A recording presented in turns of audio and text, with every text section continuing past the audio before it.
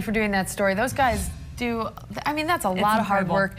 And thank you, Grandpa Hawk, for, was it Grandpa Hawk or the other grandpa? Grandpa Waldrum. Grandpa Waldrum for introducing us to Stub, because I guess they used to do a class at the YMCA together. Yeah, they've known each other for a while, and they're out there for 3 to 4 hours. And by the way, it is not, you know how you're talking about the lines being shaky? Yeah. It is not as easy as it looks. They made me do I'm it. Sure it's not. I didn't even want to put it on air. We filmed it, but I didn't want to put it on air because my line was like all over the place. It is very difficult. So I give them major props, and you guys were a blast to work with. So thank you for letting me do that. Yeah, and if you see those guys out there tomorrow morning, give them a handshake. Yeah. Tell them thank you, because they work hard. Yeah. Well, we're working hard on the forecast, trying to pinpoint Lots this. Going on. Again, the rain could impact the Optimist games tomorrow. It could impact anything you've got going on tonight.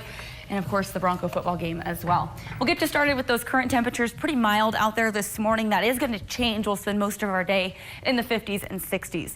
Mostly cloudy skies. I think it's a good idea, whatever you're doing, to have a raincoat or an umbrella with you as you head out the door today, whether you need it this morning or this afternoon. It's looking pretty likely.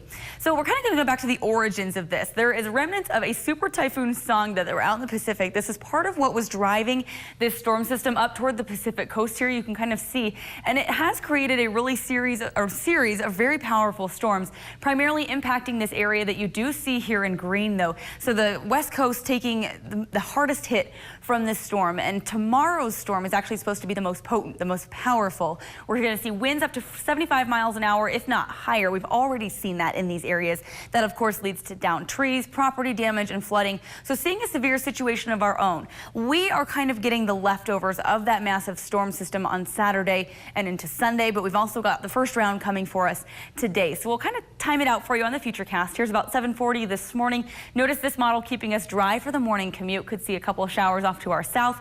Widespread rain, though, and some moderate rainfall in the mountains. And of course, you're seeing those purples there. That means the potential for snow. Here just about 2 o'clock this afternoon, seeing some more of those showers dipping into the valley, where cold front is now expected to come through this afternoon, bringing kind of a widespread band of showers. This model not picking up on that a lot. And then tomorrow morning, the models actually are kind of arguing with one another about what's going to happen. Some of them keep us dry. This particular model, about 10:30, shows us starting to see another band of rain pushing in from the west. So we could see that briefly tomorrow morning. Don't be surprised, mid-morning. Then we get a break in the afternoon until about 6:30 here. Starting to see a little bit of clearing, but don't get too excited. Look out what's off to our west. As we head toward the Bronco tailgate and into the game, we're watching for more widespread rain and more moderate rain up through parts of the area. And this continues all the way through the game. Here's 10:20. So if you're up in the mountains tomorrow night camping, this would not be my weekend to go, but definitely have your tents ready for some heavy rainfall up there. Clearing out a little bit into Sunday morning, but we get round 2 Sunday and into Monday as well.